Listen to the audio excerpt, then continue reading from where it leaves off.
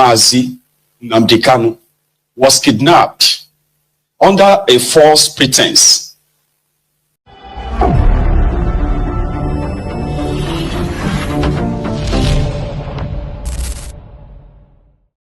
Hello my bessies, welcome to this channel. It's your girl Susu here.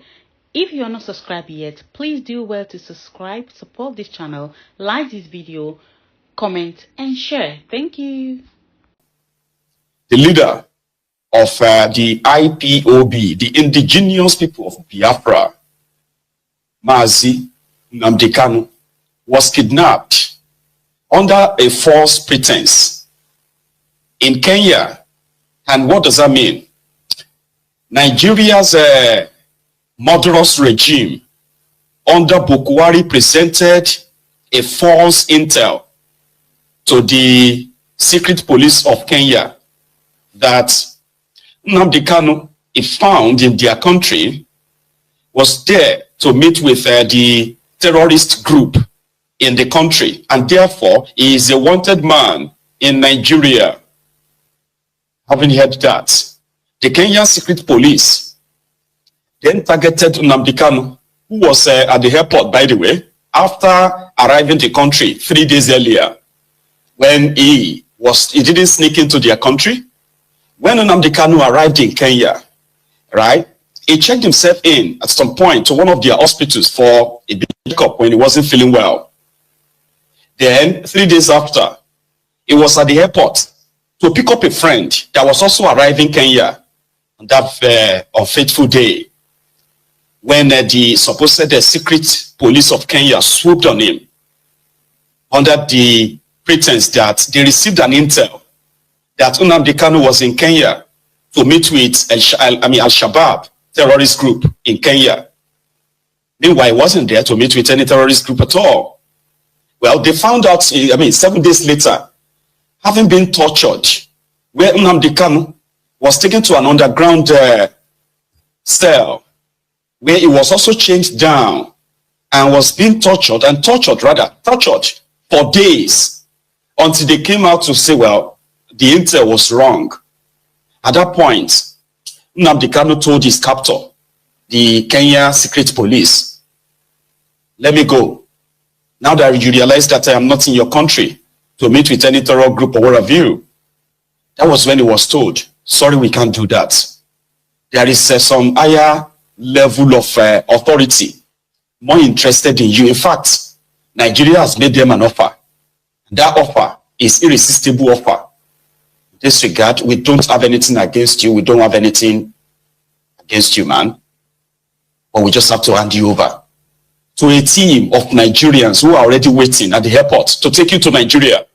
That was the beginning of the Nnamdi KANU's illegal rendition to Nigeria. 1,301 days ago. I even did the calculation. Give me a sec. 1,301 days ago.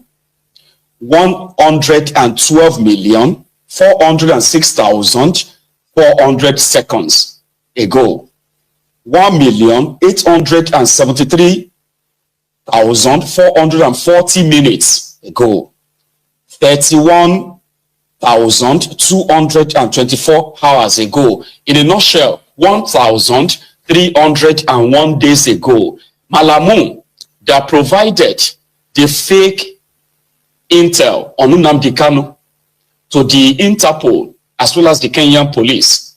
When Nnamdi KANU got drugged and bundled down to Nigeria, it was paraded as a trophy. It was like a celebratory day for them in northern Nigeria, that their media, their political class, their impoverished people, they went all up in joy that the man that has been preaching for the peaceful breakup of that contraption has finally been captured. As if Nnamdi KANU was the genesis, the beginning and the end of their misery, their poverty, their insecurity in northern Nigeria. It was like a great day for them that Malamun, the Attorney General of Nigeria at the time, had to give a press conference in Hausa to say, yes, we got him under a false pretense. Now, it was time for them to now take Nnamdi KANU to their court. They took him to their court, by the way, and then to obtain what they called detention order. So when it was time for them to actually present the evidence of why Nnamdi KANU is a terrorist, they started what is called stalling. They started stalling by using the same corrupt judiciary to continue to hold him without presenting evidence. At some point, they said, oh, we will need to present our witnesses in camera. Give me a sec. In camera simply means that those who are going to say Nnamdi KANU as, sort of recruited them as terrorists in Nigeria, they will not be seen. They will be testifying behind the curtain. His own legal team rejected that. Cut the long story short, Nnamdi KANU defeated them in their own courts, the appeal court, on the 14th of October 2022, discharged and acquitted Nnamdi KANU. See, the judges were like, the process of rendition in Nnamdi KANU to Nigeria was so wrong that Nigeria violated international treaties. Like Nigerian government acted like a rogue government, a rogue regime, that there were processes of extraditing anyone that is wanted for any crime whatsoever in any part of the world. There is a process. Nigeria didn't follow that. Nigeria did not present Nnamdi, or Kenya authority did not present Nnamdi KANU before their own courts. The allegation against him was never argued in Kenya. It was a pure, it was a pure kidnapping, situation, which actually presented Nigeria as a pariah state, a lawless country, a rogue nation, where law and order doesn't really count. So their own court said that to them, like, you have been looking for someone. You say, we have been looking for you. We have evidence that you are a terrorist, you are this, you are that, right?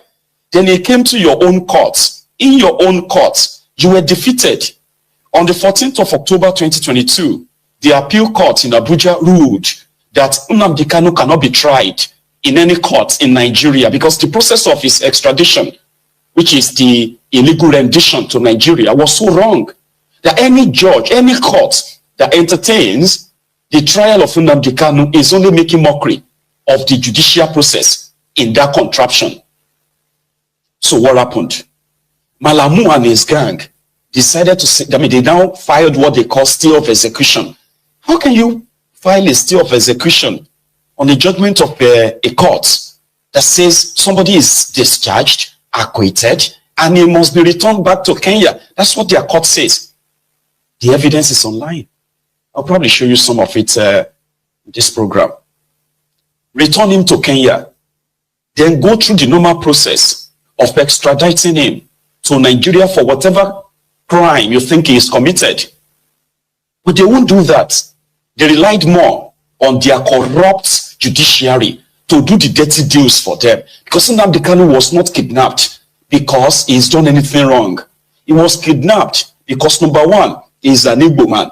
Then number two, he's demanding for something that they thought, like we once said back then, that, after killing millions of people needlessly, after betraying a gentleman agreement in Ghana, Aburi, right? After betraying all that agreement, returned back to Nigeria and then unleashed war on the people of Biafra at the time, killing millions of women, children, innocent people in a genocidal war. At the end of it, those who perpetrated that crime against humanity in Nigeria, they were never tried for crimes against humanity. Rather, Gowon said, no winner, no vanquish. No winner, no vanquish. So, and it was not to be talked about again, which means they believe that they've gotten away with it, forgetting the fact that the children of those who survived, they will one day come back to demand for the same thing that their parents bled for. And it was during the time of Bokwari, one of the criminals, genocidists of the Nigerian genocidal war, that was never tried for his own crime. Rather, he's been rewarded repeatedly, like many others like himself. So to them, Nnamdi KANU has sort of opened an old wound in a way that even some of us are questioning that today, that did they actually keep Biafra so that all of us can be facing this shege, this poverty, this terrorism, this backwardness, this economic strangulation, this unemployment, and the rest together? Is this the reason why they kept the Biafrans to remain as part of Nigeria when they did? Is this the reason why they have plotted the division between the old united Biafra to what you now have as divided people of the old eastern region? So Nnamdi Kanu opened an old wound, an unforgivable move that the only thing they believe they could do is what? Is to get him buried. Unfortunately, they've not found a way of doing that, even in their own courts. So Malamu, after a year and a half of trying someone that you said you had evidence against, they had evidence. They were supposed to, okay, we have been looking for you. Okay, yeah, finally, you are, oh, now you've kidnapped me. Here I am. Now present the evidence that I have done anything wrong. Present the evidence that I am a terrorist. But there is no evidence. Rather, they were using this media trial, Nnamdi Kanu this, Nnamdi Kanu that, to the point that they even ignited what they called the unknown gunmen, the politically sponsored terrorists of eastern part of Nigeria. In all of this, their court said, let him go. We can't try him here. The next thing, they filed what they called the stay of execution, hoping that the Supreme Court of Nigeria was going to help them in jailing him or possibly convicting him. If you want to convict someone for any crime, you have to start with presenting evidence. So Nnamdi Kanu and his own team said, I do not have any case to answer. I do not have any defense to put up because, number one, the judgment that said that I was illegally renditioned back to this contraption stands. So what did their Supreme Court do? Their Supreme Court supposedly, who was supposed to be the final arbiter. You know, when you go to Supreme Court, whatever the ruling of the Supreme Court is final, what happened? The same corrupt system now ruled that, Nnamdi Kanu's case should be sent back to the High Court, where he's already defeated these mofos. The Supreme Court agreed that Nnamdi Kanu's bail should never have been revoked. That somebody that was expected to return to court at a so date shouldn't have been targeted by the Nigerian army who went there to slaughter and kill him. They actually killed over 32 people in his house that day. So the revocation of his bail was so wrong. That's what the Supreme Court said. And up till now, the Supreme Court has said his bail should be reinstated. It's been over a year now. Guess what? In the lawless contraption that Nigeria is, they still haven't reinstated his bail. And that tells you all you need to know. So Nnamdi Kanu, from his own lawyers, said, I wouldn't mind to offer you ₦1 million if you are a law student who can actually please present a precedent. Precedent is like if this has ever happened before, that somebody was acquitted, discharged and acquitted, right, by the appeal court, and then the supposed prosecuting team had to file a stay of execution and say this judgment must not be implemented. Have you ever seen anything like that before? Of course not. Now, if you are a law student, maybe this is a chance for you to make a quick $1 million from his lawyers at their recent visits. Watch this. Yes. Ladies and gentlemen of the press, what I said and what my two colleagues have said can be summarized as follows. One, recall that Mazi Nnamdi Kanu's case was commenced almost over 9 years ago when he was first arrested in Lagos. Recall also that he was then charged with offenses relating to his broadcast on Radio Biafra from his location in London. You can imagine what it means for someone to be on an endless trial that never really happens for almost 10 years and being detained without conviction for 18 months, initially from 2015 to 2017, and again for over 3.5 years from 2021 to the present day. This alone is a gross injustice of its unique kind. 2, it's also to be recalled that after Mazi Nnamdi KANU was freed on bail, Nigeria's army levied these lethal attacks against him that drove him into exile, involuntary exile, from which he was also renditioned in 2021. And recall the decision made in 2018 by the African Union that everything that has happened to the IPOB from 2017 to that very date, and of course much worse happened after. Recall that those things were declared illegal and unlawful, and as having violated the African Charter at a continental scale. Now, also, the same action, in particular, the proscription of IPOB in 2017, provoked or triggered the rush of litigation that eventually culminated in the ruling of the High Court of Enugu State, declaring that such actions by the federal government of Nigeria against Mazi Nnamdi KANU and IPOB are unconstitutional. So the question to ask is this: why is it that the IPOB, being of Igbo stock, it is not us as legal team making allegations? We have rulings of the international community. In the same vein, we have rulings of municipal courts in Nigeria indicating that what is happening to IPOB is nothing more than an ethnic-driven persecution. 3, now having survived the lethal attacks and having survived this many years in enforced exile, and having undergone all these tribulations and travails, and having been renditioned, these actions, this very action of the federal government of renditioning Mazi Nnamdi KANU triggered the international legal order.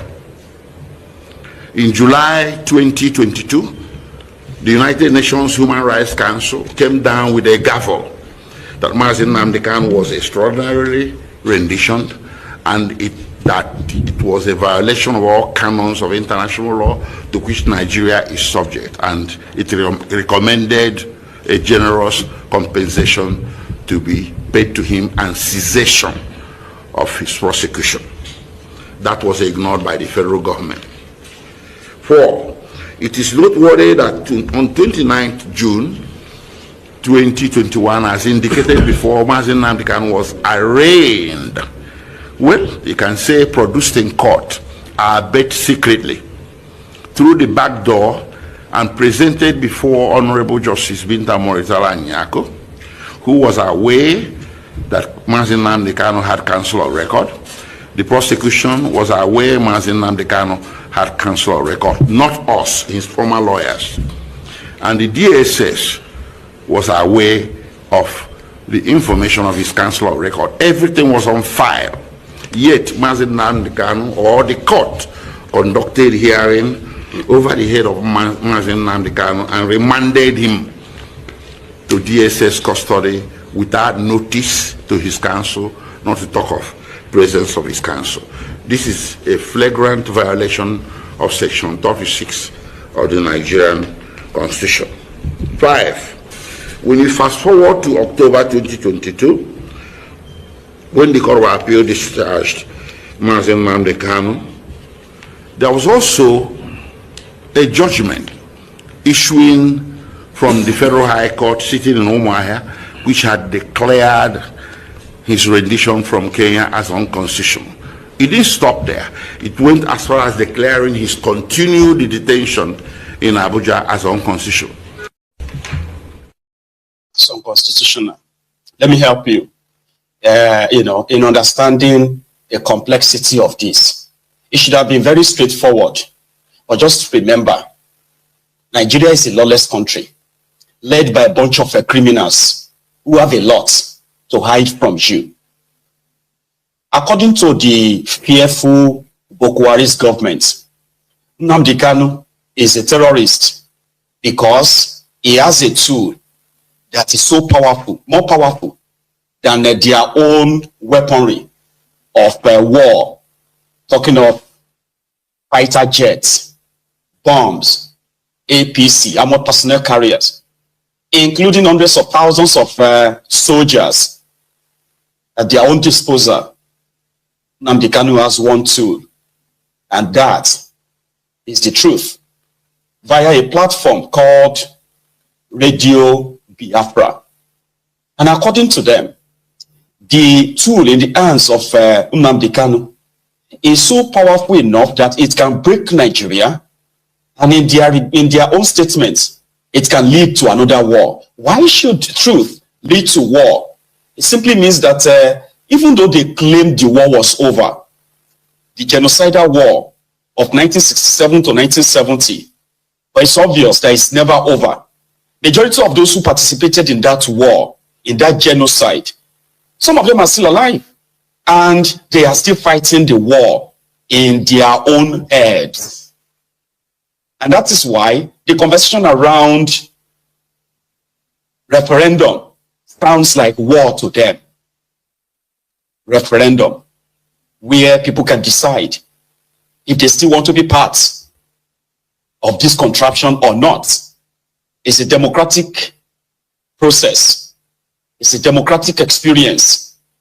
And preaching to the people why it is very much important to have a say in deciding if you want to still be part and parcel of this contraption or not is considered warlike to these warmongers, these genocidists that are being paraded as heroes in that contraption. Nigeria is owing Nnamdi Kanu over 1 billion naira in court judgment. Not that they are going to obey any of it.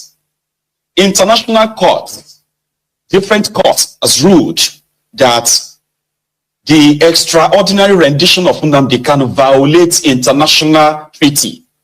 Treaties that Nigeria is part and parcel of, that they have no regard for. They do not have any regard for their own courts. And this is the problem. We also know that if Nnamdi Kanu wasn't an Igbo, if he was maybe an Hausa or a Yoruba, there is a chance that Nnamdi Kanu will be walking free today. There is a chance. And this is where the supposed Igbo elite also comes into play. None of this that is happening to Nnamdi Kanu could be happening if the Igbo elite, the Igbo political class, if they are not in the know, if they are not in on it as well. Some call them cowards. Well, maybe they are cowards, but they are worse than cowards. Majority of them are what you can describe as the real bastards, bad stars of that Igbo flock. Very selfish. I know majority of these criminals from all tribes in Nigeria are very selfish, no doubt. But the selfishness of the Igbo political class is top-notch. They are afraid of a man that will remind their people why and what Nigeria did to them, and why Nigeria is still profiling them in this day and time. Why that we grew up knowing what they call the Wazobia, the three biggest ethnic groups in Nigeria, the Hausas, the Yorubas, and the Igbos, Wazobia. Only for some section of the country to believe confidently and openly be saying that the third biggest ethnic nationality in that contraption cannot be trusted with power, and they will never be in charge of that country. But they must be part of the country. whether they like it or not. You will see the Yoruba mofos. You will see the Hausa Fulani terrorists. They will be telling you, Igbo will never lead Nigeria. But when we were growing up, what we were taught was that we had three major ethnic nationalities in that contraption, which means you have three major ethnic nationalities with the same stake, supposedly, in this republic. That's how it should be. If you have a country that parades over 250 different tribes, ethnic nationalities, right? This simply means that they all have a stake. They must all have equal stake in this arrangement, Abi. You have the Hausas, you have the Yorubas, you have the Igbos. So they must all have the equal stake in this. But they will boldly tell you, the Igbos will never lead Nigeria. The Igbos cannot be trusted. So if they cannot be trusted to lead Nigeria or to have equal stake in this contraption, why then are you keeping them? Somebody is reminding them, even those who prefer to remain quiet, because they believe that the Igbos should be broken after the genocidal war. The Igbos were never supposed to be heard of again. The attention, if those of you who kind of read, if you take your time and read this, Blood on the Niger by Emma Okocha, go and read it, and read about Muritala, go and read about Adekunle Fajui. Their disgust, their hatred towards the Igbos, and what they had in mind, that they actually wanted to exterminate them, so that never again would the Igbos have the number or the strength or even the audacity to dare say they want to leave Nigeria. Many historians who have written different history to to glorify the murderers, to glorify the genocidists, they've written and said that the Nigerian genocidal war was started by the Igbos, which is not true. The first shot of war was fired from Benue into the eastern part of Nigeria when the people were still trying to escape back to their regions. That's the real history. There was nowhere that the Igbos actually fired the first shots at Nigeria to start a war. No. Ojukwu went back from Aburi. He went back to the eastern part of Nigeria, celebrating, partying, that they had an agreement. There will never be any fight. There will never be any war in this regard. In fact, we are not breaking away, but we are going to actually be on our own, and we won't have to worry. Only for Gowon to walk back on that. Then their historians continue to try to paint them this. Now, if you feel like the Igbos should not be part of this contraption, the easiest thing to do is to what? It's not to criminalize the idea of referendum. No. Like I said, majority of these self-hating Igbos, political class, who are hiring whatever is given to them, they are comfortable. They are comfortable being given Senate President, comfortable being given Deputy Speaker, Deputy this or Deputy that, Minister this, Ambassador that. They are fine with that. In a republic where they were supposed to be equal stakeholders, those who destroyed Nigeria in the last 64 years of that contraption's history, 64 years. The northern part of Nigeria, they have ruled Nigeria for about how many years? 47 to 48 years. And yes, of course, the western Nigeria, the Niger Delta, as you can possibly put it, and share the rest. And the country these people ruled or ruined is where all of us are struggling to survive in today. But guess the people that are supposed to be building bridges? The Igbos. The Igbos have to build bridges. They are the ones that must convince others that they are good. They are good to be in charge of that contraption. A murderous, genocidist, Fulani terrorist doesn't have to convince anybody.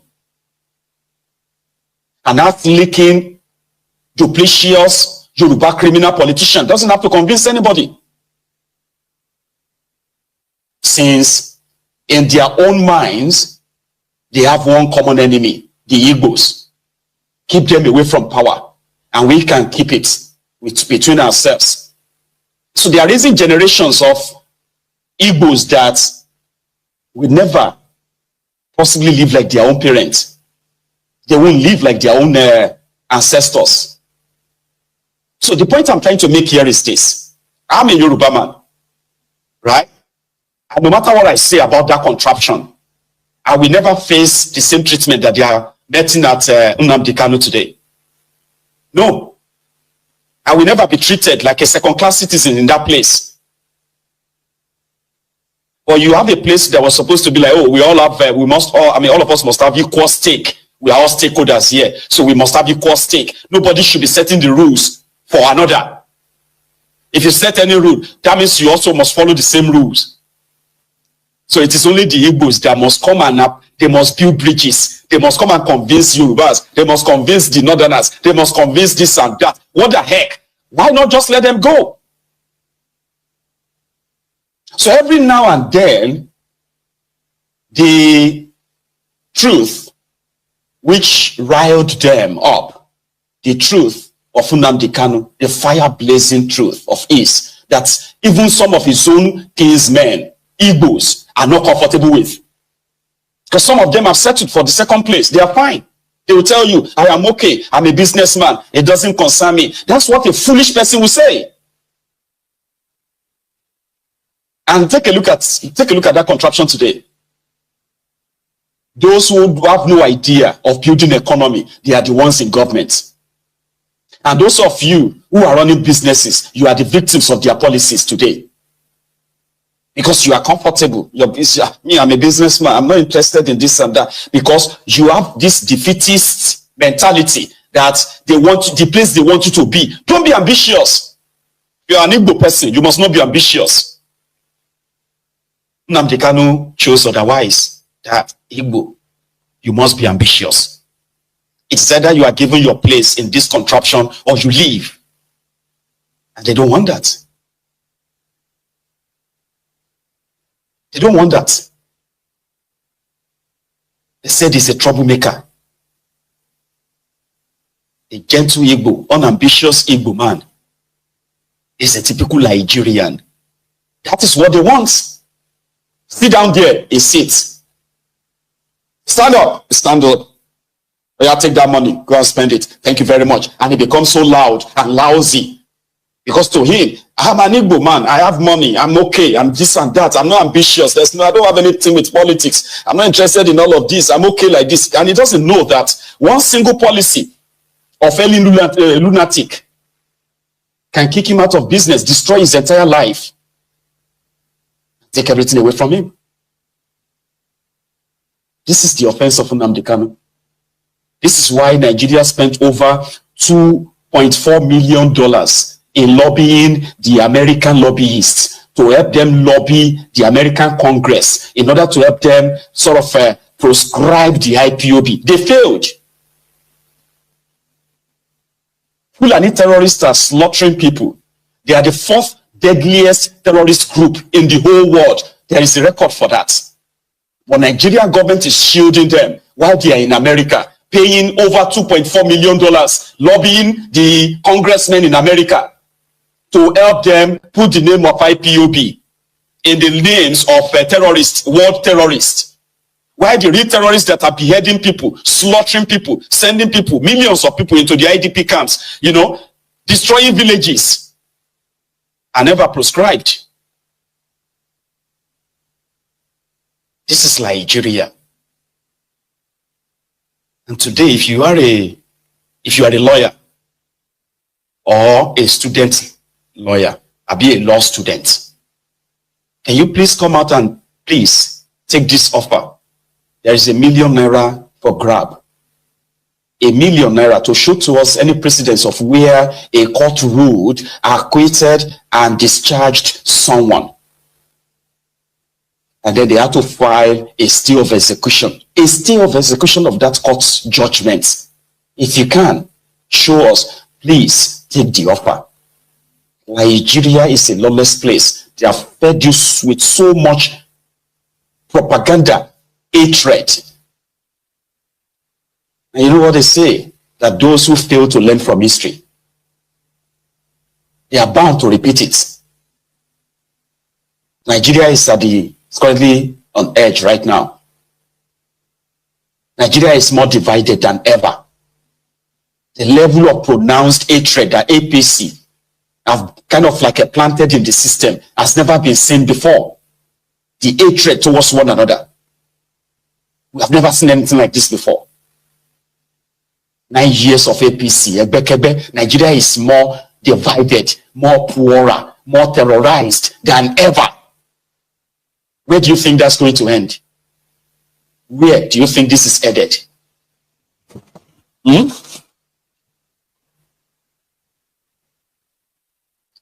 I may not have the right answer, but I just know that it's not going to end well. It won't. So we hope that common sense will prevail and innocent man will be let go. But since Nigeria is a place where the victims are always going to be blamed anyway, the oppressors, they hit gold in that contraption where they can get away with just anything and everything. You know? Nnamdi KANU committed no crime.